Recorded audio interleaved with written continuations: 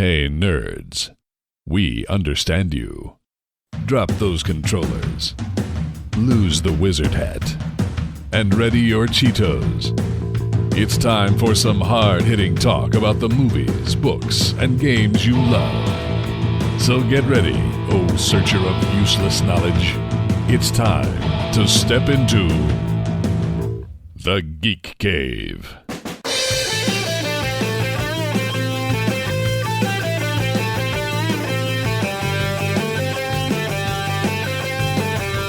Now, broadcasting from a top secret and totally awesome hidden base, I'm Ken Harris, and here's Darrin Wright, Justin White, and Chad Savage.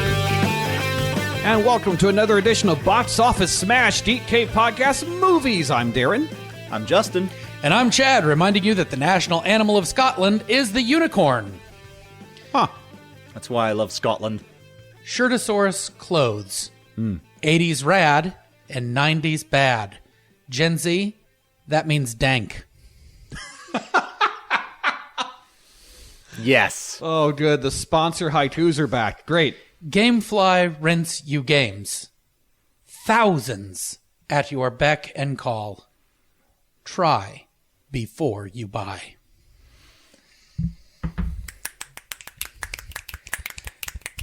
So I spent all of my last couple of days doing that. I didn't get to go to any parties. I was not invited to.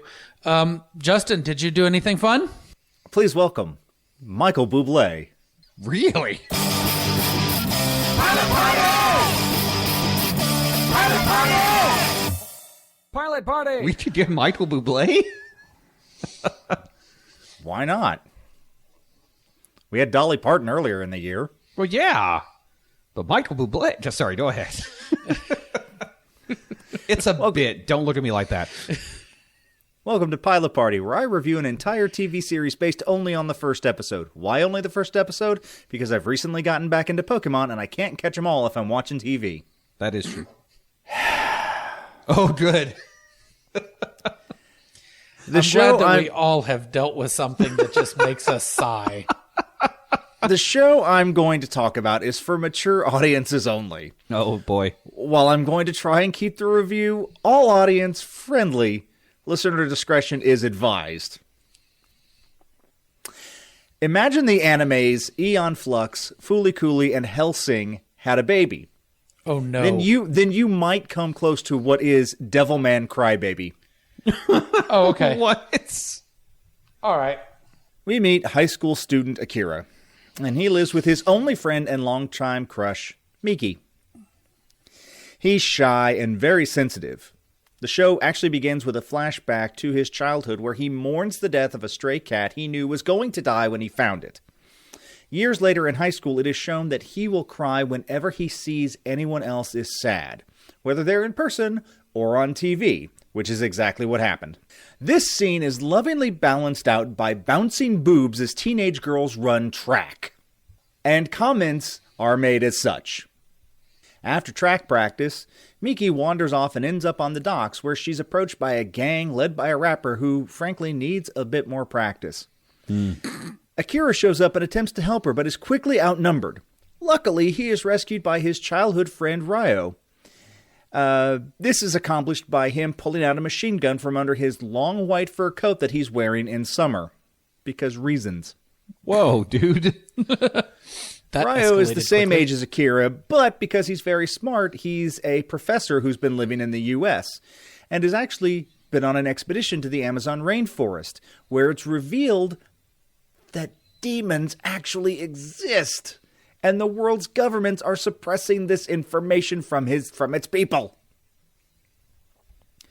Planning to expose the demons, Ryo takes Akira to an underground nightclub where sex, drugs, and, in a surprise twist, techno music rule.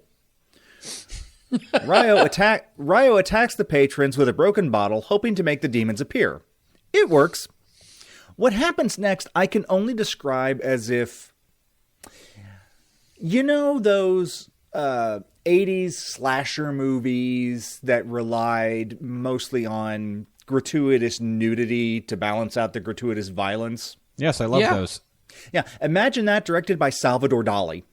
Oh, no. And I'm just going to leave that there. No. Like melty clock Salvador Dali or like scat fetish Salvador Dali? Yes.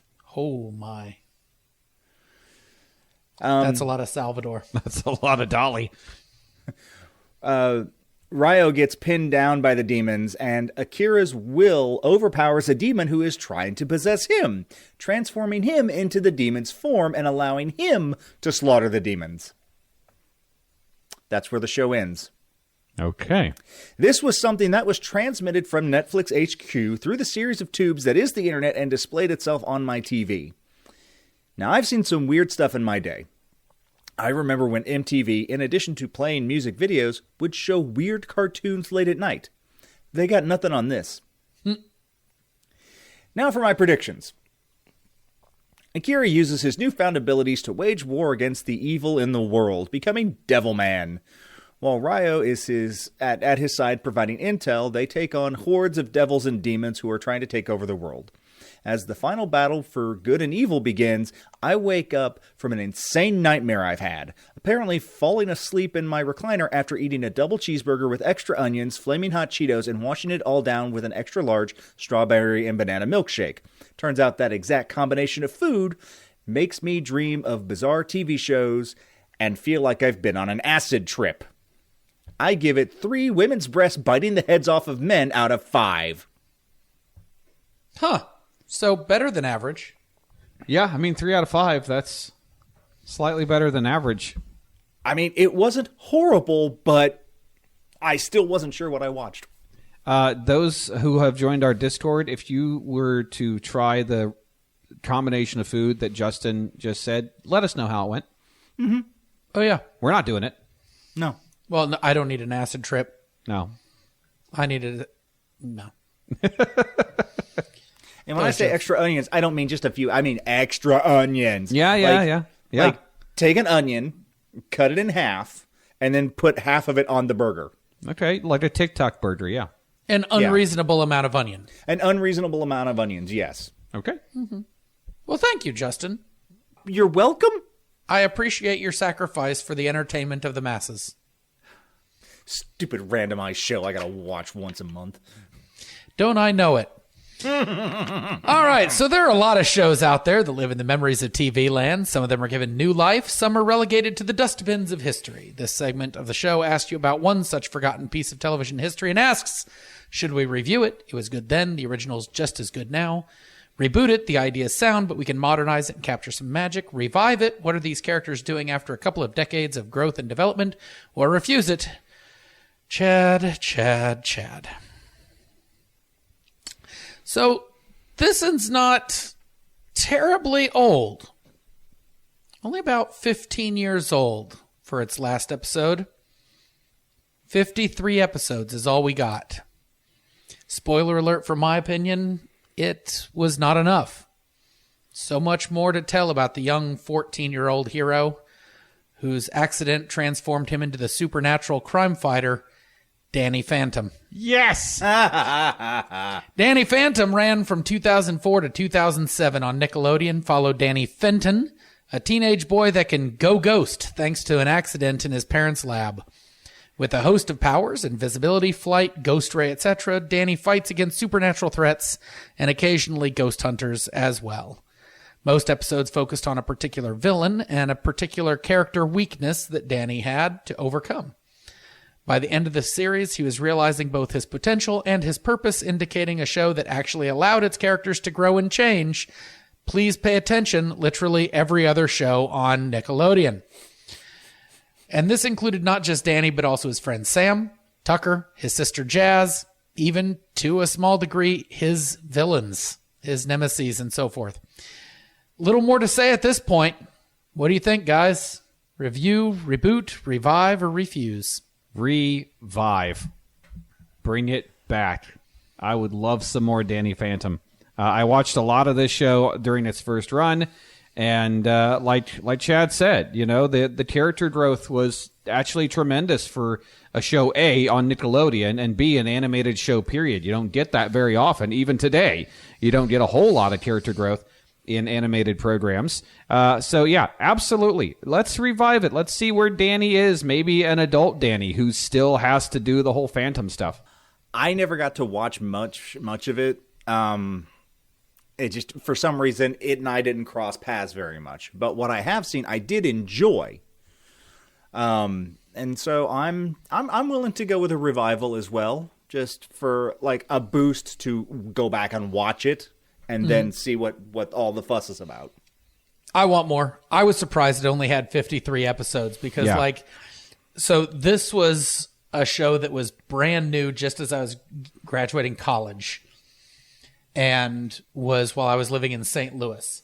And so I would get done with my first year of my first semester was all evening classes. And so I would go to work in the morning.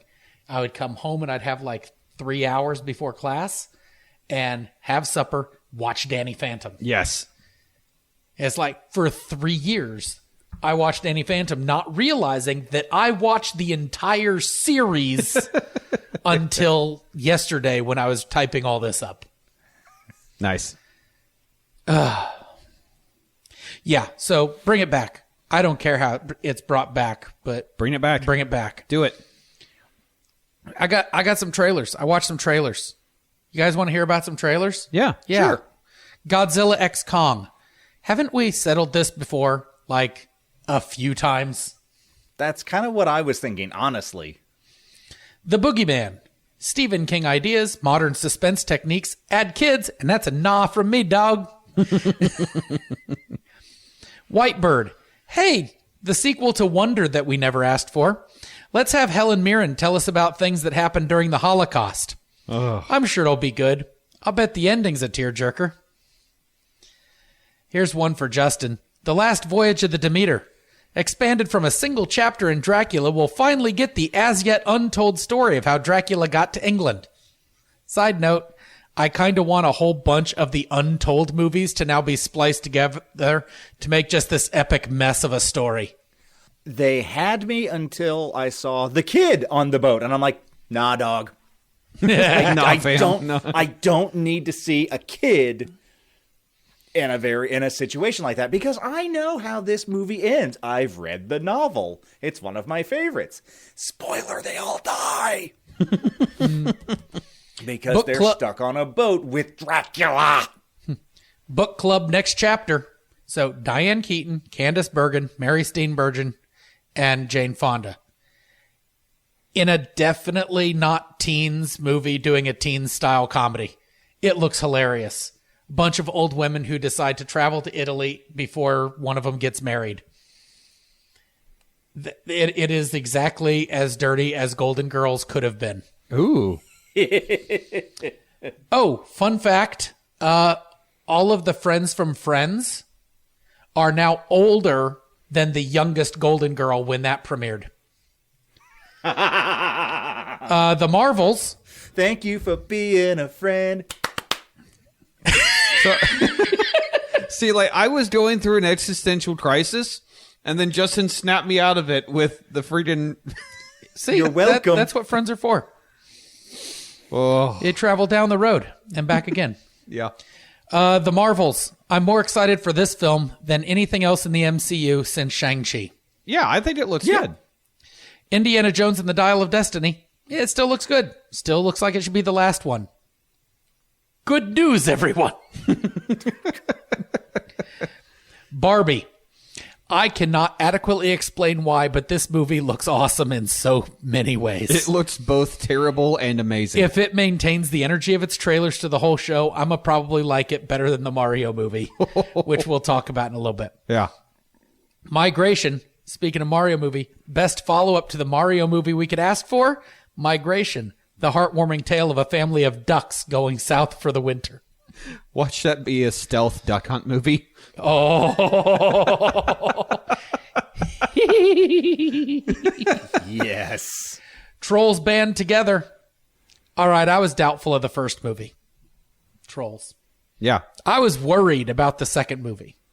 Holiday Special made me question all that was reasonable in the universe. All of them were pretty good. So now that there's a third, full-on movie, yeah, go ahead. Blow me away. That first Trolls movie led to probably one of the most popular reviews we've ever had on the podcast, by the way. Crazy. Just I would letting have you know. thought it'd been the... I mean, the Scrooges one was is Scrooges still one- top. That's still at number 1, but Trolls is very right. It's right there at number right 2. there, huh? Yeah. Oof. What about my Trolls 2 review? I'll have to go back and look. All I know is that like those two are like by far the ones I get the most comments on. Well, I mean, clearly my Trolls 2 review had as much thought and heart put into it as Chad's Trolls 1 review. Okay, well, You don't remember it, do you? no. I see. I get the picture. We've only been doing 152 of these. I played guitar for it. I mean, what more do you I remember. want? Didn't you also play guitar for the Life of Brian one? Yep. Yes. See, that's the one I remember. Okay, so you're more of an acoustic guy. I guess. Noted. Chad, please continue. I'm sorry that my tiff with Darrin has derailed your segment. No, we're good. It's time for No Wrong Answers. Ooh. All right. A quick segment that just asks you a question that let's go for it. With the runaway success of the Mario Brothers movie that we'll talk about in a little bit, which Nintendo property do they do next? On the assumption that this is all leading to a Smash Brothers movie. Okay. So you remember the very mild spoilers. The restaurant in the Brooklyn version of the movie. Yeah. There was a poster on the wall for Glass Joe Yeah. from Punch Out. There were a couple other Punch Out references, so I'm going to go with Punch Out. We're going to get an animated boxing movie with Little Mac and Doc Lewis and Soda Popinski and probably not Mike Tyson. I think we should. We should, I think Mike Tyson would be amazing. but probably not. But yeah, I think Punch Out's next. It's a good feel-good. They basically do Rocky. I'm going to go with Star Fox. Oh man, I would sell a great many things for a Star Fox movie. Yeah. Now, I know, everybody's going to say, well, why not a Zelda movie? Because that is what kicks off the big tie-in movie. Yeah, I like Zelda even more than Mario, so I would love a Zelda movie.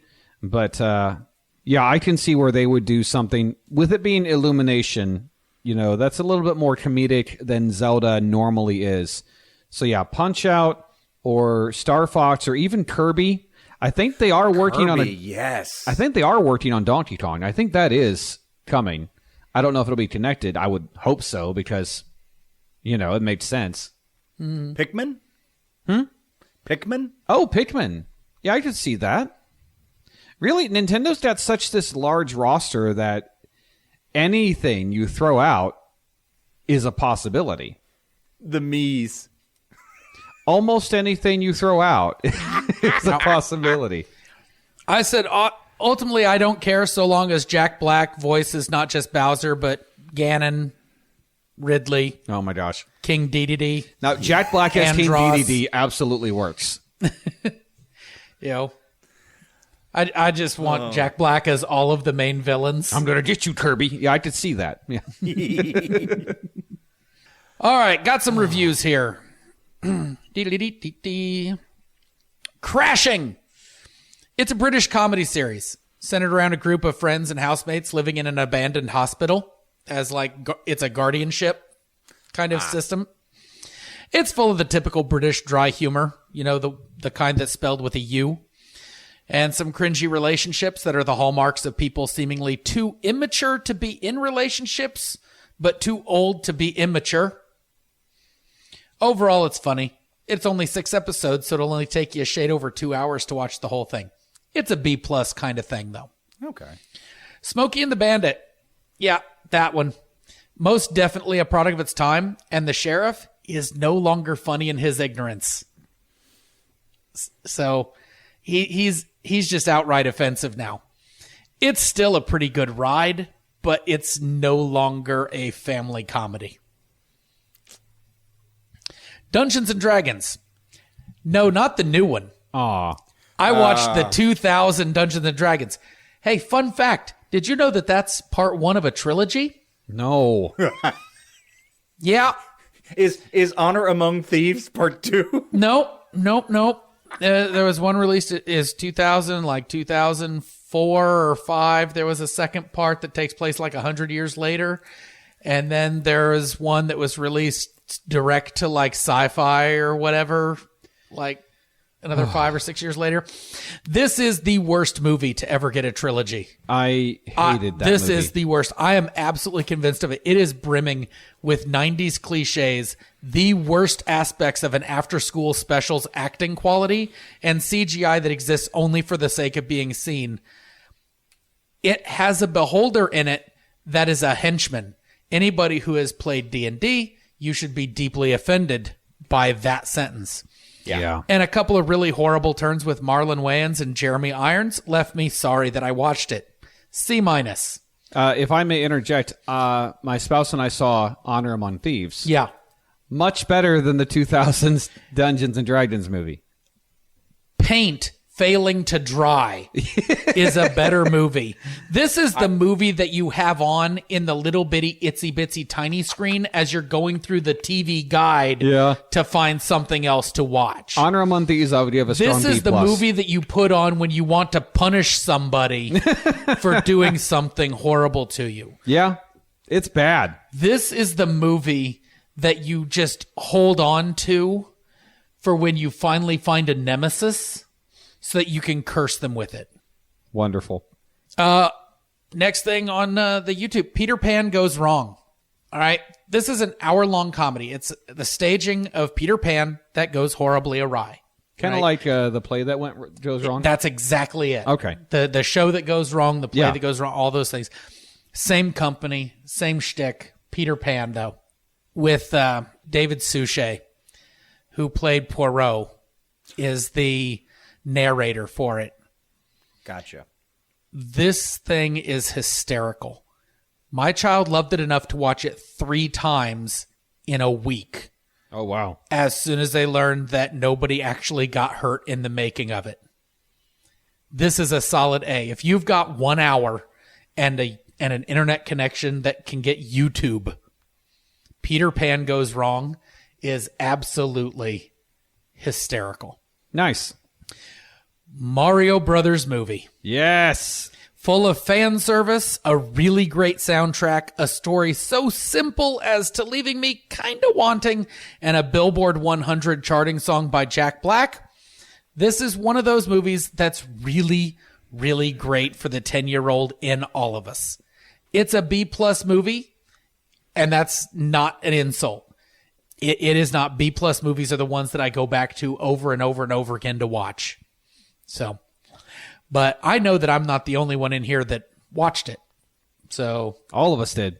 Yes. y'all talk to me. Oh, Justin, you go first. Oh, so I went with my son, and I saw the trailers, and I thought, okay, I want to see this.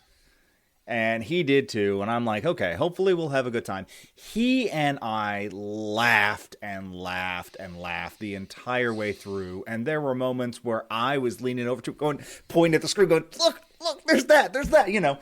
My 10-year-old son was witnessing me devolve into a 10-year-old during this movie, and I enjoyed every frickin' minute of it.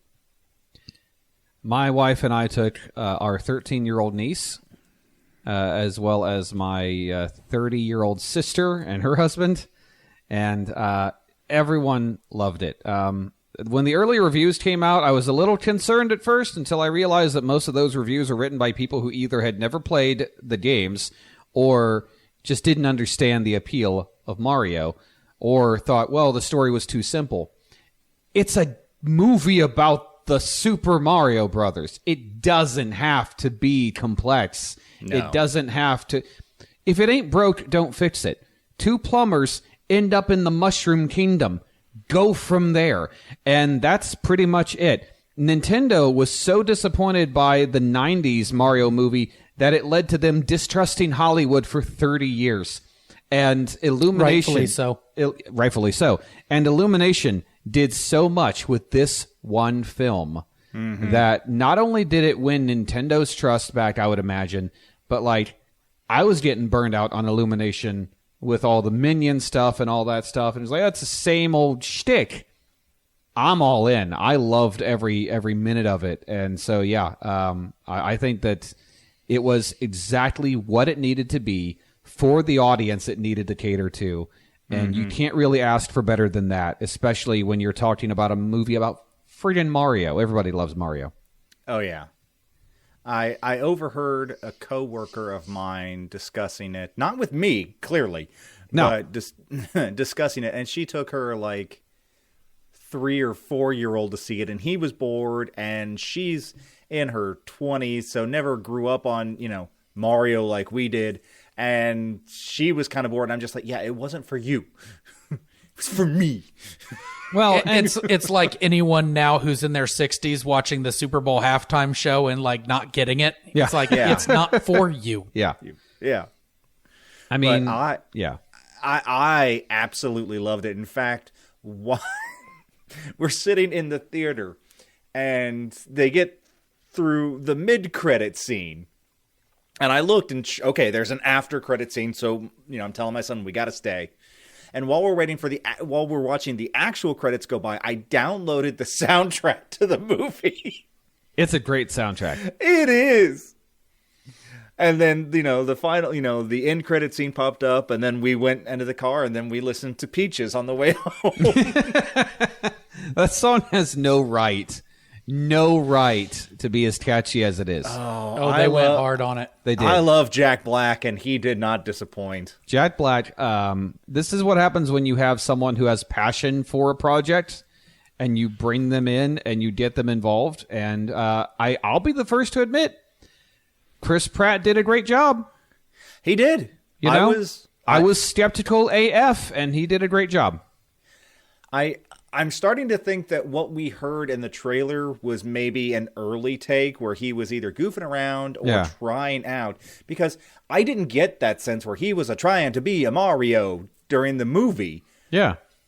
He was just, it was his version of Mario, and it worked.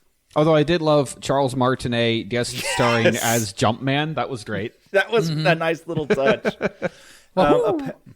Apparently, the lady in the commercial who's reading from the script was voiced by the woman who voiced Peach in the cartoon. In the Super Show, yes. Yeah.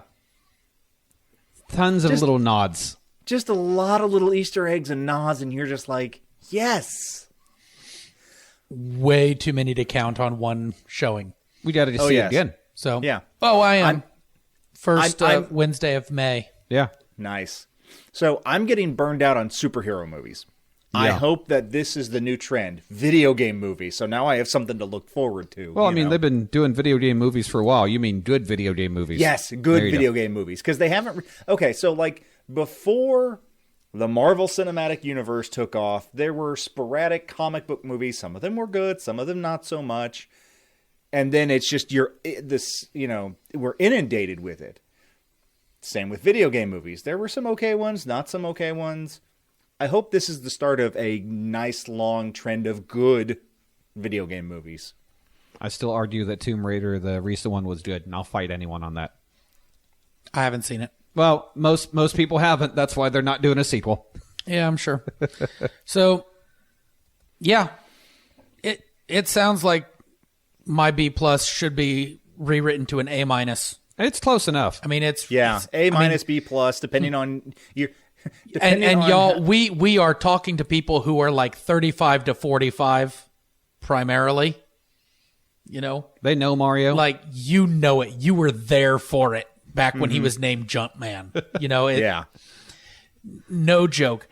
This is for you. Do not quote to me the instruction manuals. I was there when they were written.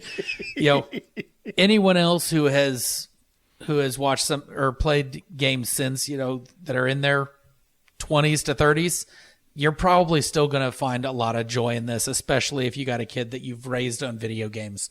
Yeah. That's the B+ crowd. Yes. Yeah. Us, we're the A- crowd. Yeah. So My last thing is I really liked how they modified Peach. Yeah. You know, no damsel in distress kind of thing, just waiting. It was in kind the of other necessary, castle. really, though.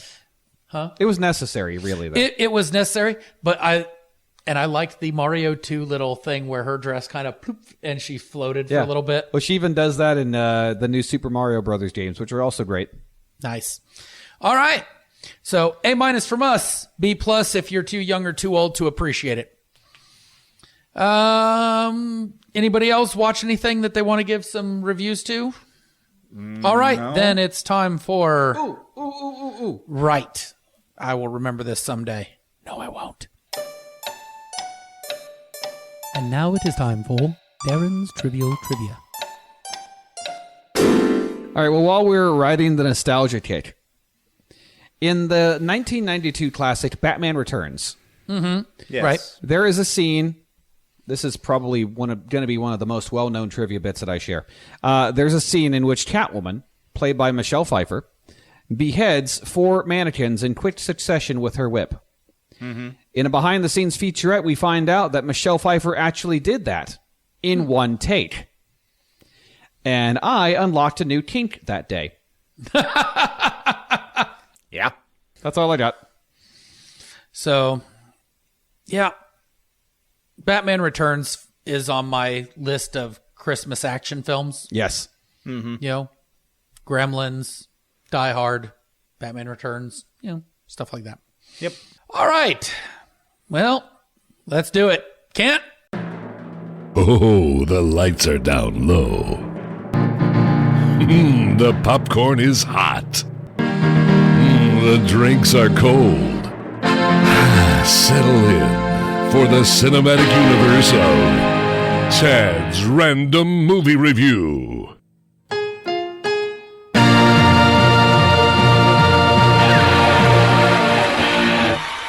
By the roll of the dice, the next movie I'll review is Dynasty Warriors. Hey, a video game movie. Yeah. The live action ones always go great. Dynasty Warriors? Dynasty Warriors. This month, however, I watched Dracula Untold, the ironically now told story of how Vlad Dracula became a vampire. In all honesty, it should have been called Dracula Recently Told, or Dracula Soon to be Told, or better yet, the opening credits name the movie as Dracula Untold, but the closing credits name the movie as Dracula. We just told you. I'm stalling because it wasn't that good. Back in the old days, before things were good in Wallachia, Vlad was a janissary for the Sultan in the Ottoman Empire. A right old bloodthirsty warrior. He became known as the Impaler, son of the dragon. But those were the bad old days. He was a kid, and he grew sick of the bloodletting. And when he was granted his freedom, returned to Wallachia to have a family, raise a son, and generally be a peaceful dude that still paid tribute to the Sultan. Well, one day, while out and about, Vlad finds a helmet in a stream and identifies it as belonging to an Ottoman scouting party. Well, kids, this is not good news, because scouting parties only show up in places that they're going to invade.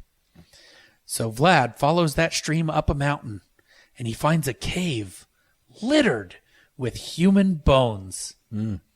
Learning nothing from Morbius, he walks right in with his retinue, who are almost immediately killed by some terrible humanoid beast. Vlad escapes because he's wearing silver. Ah. Otherwise, also, there'd be no movie. No. So, Oh, that old chestnut. so our next scene is then the Sultan. Sultan's got a dude. Sultans always have dudes. Yeah. This dude shows up for the usual tribute of silver and the new requirement of, I need 1,000 boys under the age of like 10 to train to be janissaries. See, the Sultan likes using very young children because, one, it's easy to make more of them. You only need like 5 years and you can get a whole lot of them. And you can get them bloodthirsty real quick if you just feed them nothing but abuse and weapons. Yeah. So Yeah. Vlad tries to change the Sultan's mind, but is unsuccessful. And now he's told that his own son now must be the 1001st boy on the list.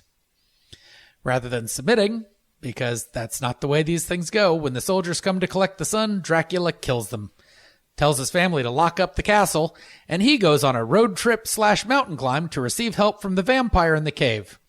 He was told it was a vampire by a monk, in a scene that wasn't interesting enough to recount. Fair. The vampire tells Vlad, you can have some power, and if you resist drinking human blood for the next 3 days, you'll go back to being a human. Everything will be fine. But if you drink blood, then you'll become a vampire, and this whole cavey curse thing that is keeping me in here will go away, and I'll get to wander the world and be a plague on all of humanity. Well, we already know how this is going to end, so let's just skip to that. Vlad defeats the first wave of soldiers that attack his castle in a battle that is both too long and not long enough, but his sensitivity to the sun prevents him from helping much the second time. So the second time a bunch of people realize he's a monster, the monks try to kill him. It doesn't work, but it does drive him away. He tries to fight off a whole bunch of soldiers again, only for a strike force of soldiers to successfully kill a bunch of his citizens, kidnap his son, and throw his wife off a cliff. Well, she dies, but not before telling Vlad to drink her blood to save their son. Well, curse broken for the old dude, curse begun for the young dude. Yep. Vlad turns a bunch of whoever survived into vampires so that they can all go and attack the Sultan's army together. Sure. Sultan's eventually killed, even though he has bathed his tent in silver. There was more lens flare in this than a J.J. Abrams movie. Oh, wow. Wow.